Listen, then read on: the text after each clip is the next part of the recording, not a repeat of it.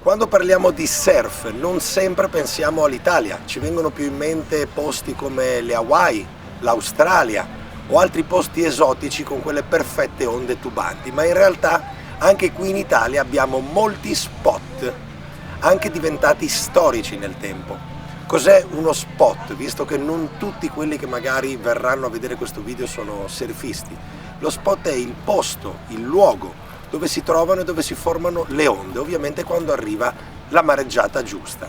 Uno spot è storico quando viene surfato da tanto tempo dai surfisti che poi di generazione in generazione si tramandano la cosa. Ormai è dagli anni 80 che il surf in Italia è molto diffuso, inizialmente utilizzavano delle tavole da windsurf togliendo le vele e ora il surf in Italia a livello di conoscenza e tecnologia lo si può paragonare a quelle nazioni dove viene praticato come sport nazionale. Ovviamente in Italia non è nazionale, ma è uno sport molto sentito. Perché è importante tutelare uno spot storico?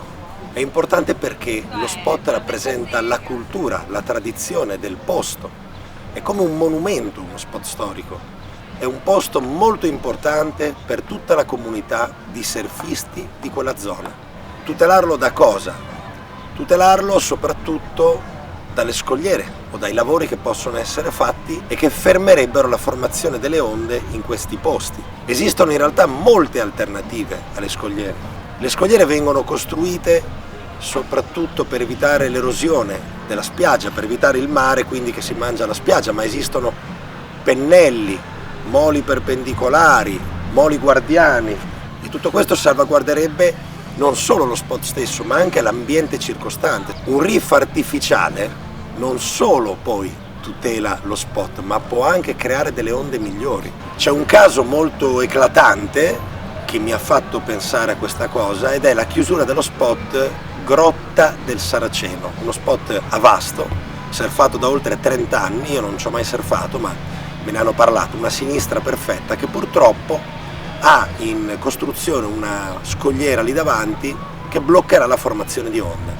Pensate, oltre al fatto che non si può più praticare lo sport, quanto rimarranno male le persone che sono abituate a surfare lì da decenni, che hanno portato magari i loro amici, i loro figli, i loro parenti e non possono più surfare lì perché le scogliere bloccheranno le onde.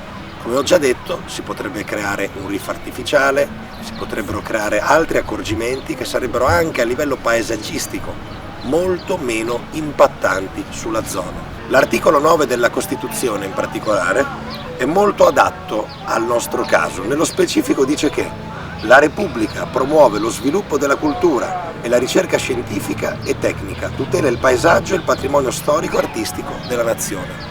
Queste parole si sposano perfettamente con la tutela dello spot storico, cioè tutelare lo spot esattamente come tuteliamo un sito archeologico o un monumento storico, perché il surf è questo: tradizione, cultura, sport, comunità.